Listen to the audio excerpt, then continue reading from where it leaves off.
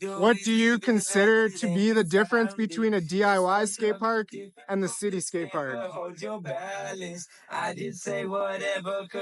So I worked for the city of Surrey for 11 years and was a big part of getting all 8 of our skate parks either built or cleaned up. At the same time, I was one of the original people at Leaside Skate Park when it was wood and when it began concrete. 2 completely different worlds. So when the city of Surrey comes to me and says, we have $1.7 million, show up at the planning meeting, we're building a park at Chuck Bailey Rec Center. Compared to, we were going down to Leaside and mixing 5 bags of concrete in a day and just building one structure at a time.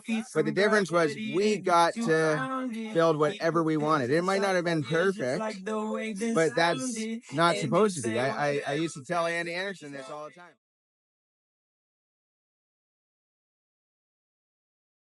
Sometimes perfection is wrong. Do what's not normal. You will learn more. And so the DIY part will really grab the soldiers in skateboarding. Those are the ones that if they get good at that part, they can skate anything.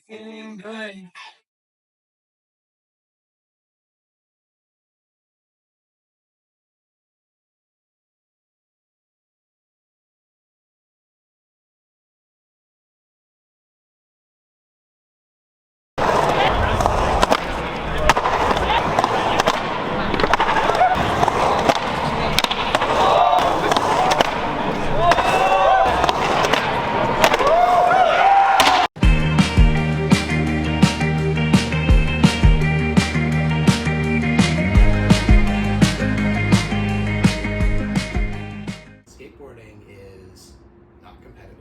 It doesn't have a schedule. It doesn't have a coach. It doesn't have a winner or a loser. Sometimes you get hurt, but I don't think I've ever lost at skateboarding.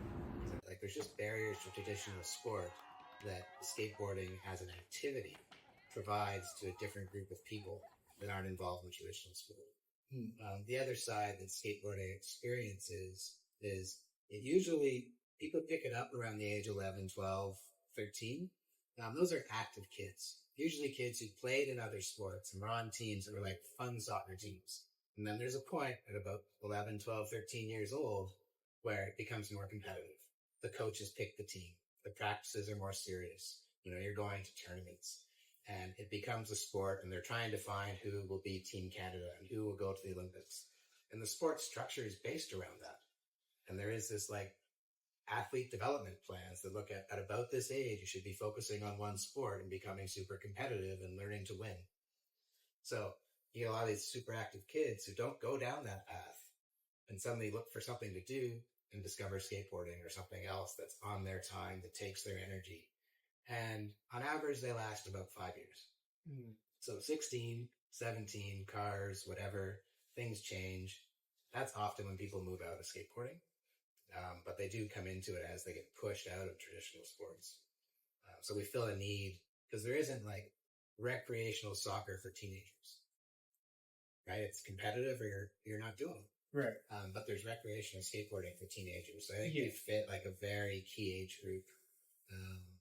And that's the span they're involved with skateboarding. And then maybe I always say 5% of us continue to be skaters after those early teenage years. We have success through it. We love it. We hook up with some friends who also like it, and we carry on skaters for it.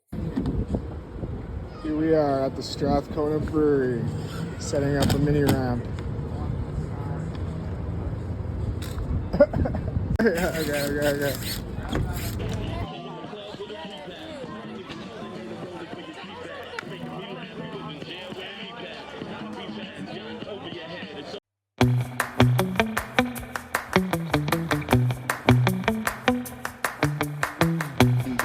obviously a place like this place here, the courts in Vancouver. I mean, any DIY type thing.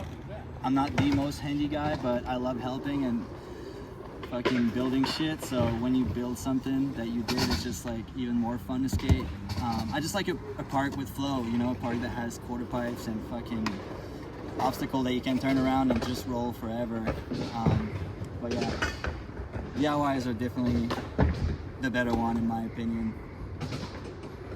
What can the City Department of Parks and Recreation do better to provide for the broad members of the skateboarding community?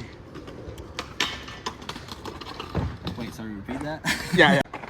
I feel like they kind of trust us, but I feel like there could be a bigger trust put towards us because we're the one skating. We're the one that knows what we need, you know. And then like, I don't know, if we consider like back in Quebec, sometimes like when they build a new skate park, they'll go with like the company that offers the most obstacle and stuff.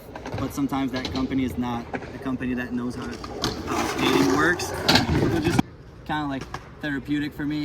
Like if I work all week, it's like my way of just releasing all the stress, or you know, just expressing yourself as well. But I don't see it as like it is a form of expression, but for me, I just go out and do what I do, you know.